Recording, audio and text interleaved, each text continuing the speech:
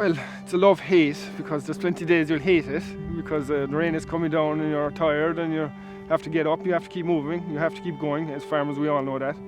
But yeah, I don't know, there's a kick on it. Like, you really see the paddock that you're probably looking at that's a bit hairy for a long time. You do a bit of building work. It's the progression. You're building, I said, maybe standing on the shoulders of giants.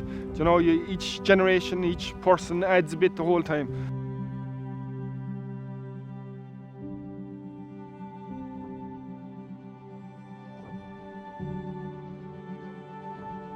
My name's William O'Sullivan.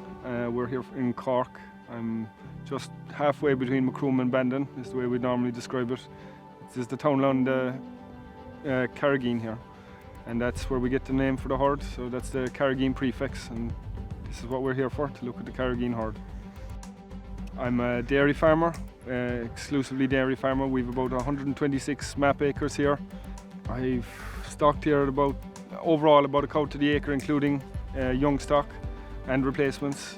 The whole farm is dedicated to dairy and silage, and young stocks coming on behind them. We've about 85 cows as a rolling average, and replacements rated about 20% after that following each lot. So that's what we have here. They're a pedigree herd. They have been for 3 generations of people. Back to 1934, we were told that this is where the pedigree herd initially originated. And initially my granduncle Dan J. O'Sullivan and my father of the same name took over. Well, I'm Dan O'Sullivan and I'm farming here where my uncle farmed before me, also named Dan O'Sullivan or Dan J. O'Sullivan. His father, who was also named Dan J. O'Sullivan, so I am, I suppose, Dan the third. I got the pedigree herd from my uncle, and his was famous for it. I don't know whether it was he started the pedigree or whether it was my grandfather started the pedigree, because I said they both had the same name as I had. The name was never changed on the pedigree thing because it was the same name, you couldn't change it. I saw there was a big benefit in being pedigree. And I remember the first bicycle my father bought for me, he bought it by selling a calf inside Mellow.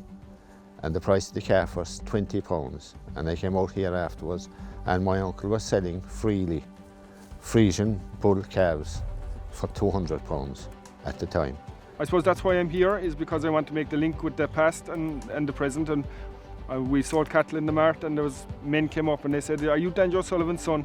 And I just want to make clear that the herd is still here, we're still producing, and we're still producing good solids from cows, like fertile cows, and that's what profitability is about. That's what new buzzword sustainability is about. And I'm farming here with my family. It's a family unit. My father and mother are heavily involved in it, my wife and my siblings too. I do enjoy working on the farm, and I suppose I'm officially retired and drawing the pension for a number of years. But I enjoy getting up in the morning and everything, and I do a good bit of tractor work and welding and building. And I don't know how fellas farm on their own, that's the truth, and if they do, they need a medal, because I couldn't do this on my own. My parents have, I suppose, worked here and built this, and they just hand it over to you, and there's a bit of a sense of responsibility with that. I think when the pressure is on and when you're pushing hard, you need that backup, you need family behind you. Days that can go on for a long time, and then you have to get up in the middle of the night to start calving a cow. Especially in the spring there, it's tough going, and I feel that I couldn't function without my parents at my side and my wife at my side. You need that network of people to be able to ask to help you when you're in trouble. I suppose in 2003, there was my sister died, Emma, and at the time we were stuck in putting up a shed.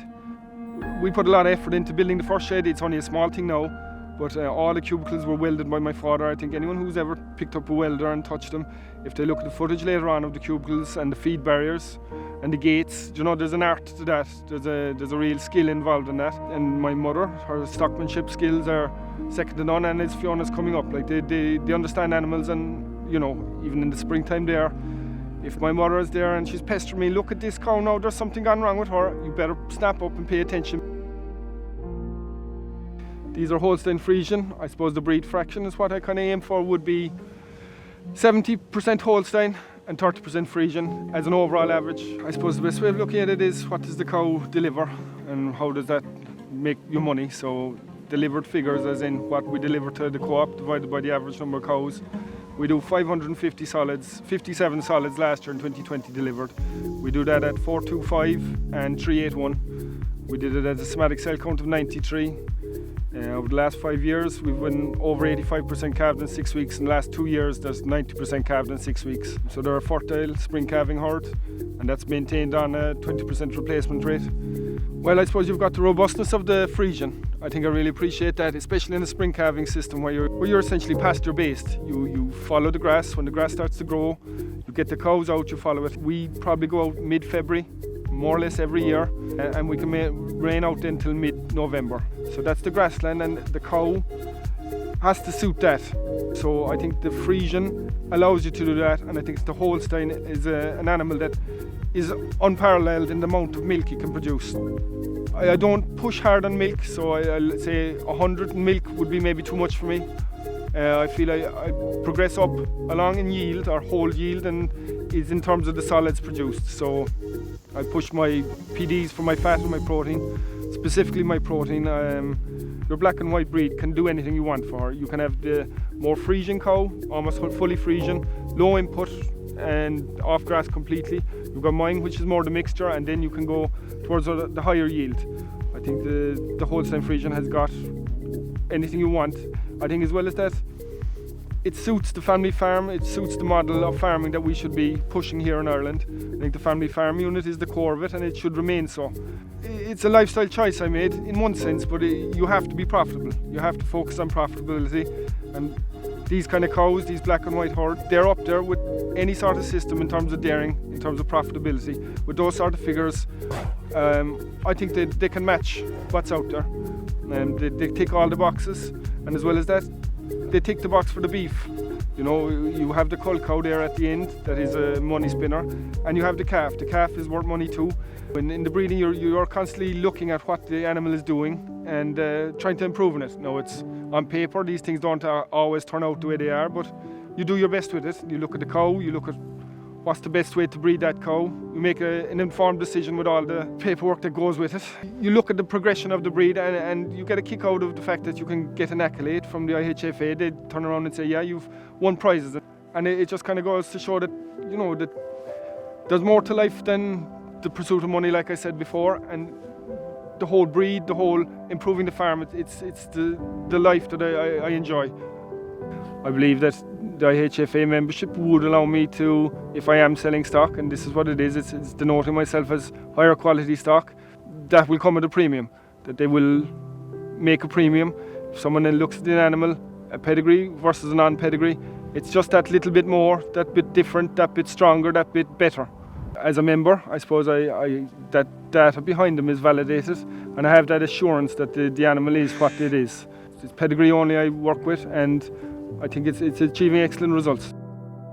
There's a lot of talk in the media about how greenhouse gas emissions have to be reduced. I think everyone has to agree with that. As farmers, I think we have to play our part, and to that end, I suppose we are going to have to be asked to reduce the amount of nitrogen we put on grassland. I think it's coming down the line. We use the low emission slurry spreading because they're telling us that it'll decrease the amount of greenhouse gas emissions. So again, we use that technique here. Like I said to you earlier on, they say, when's the best time to plant a tree? And I said 20 years ago.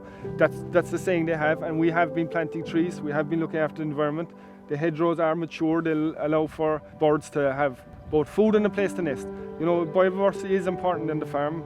It's important I make a living too. Sustainability is also about the fact that the farmer must survive. My name is William O'Sullivan, and I'm a member of the Irish Holstein Friesian Association.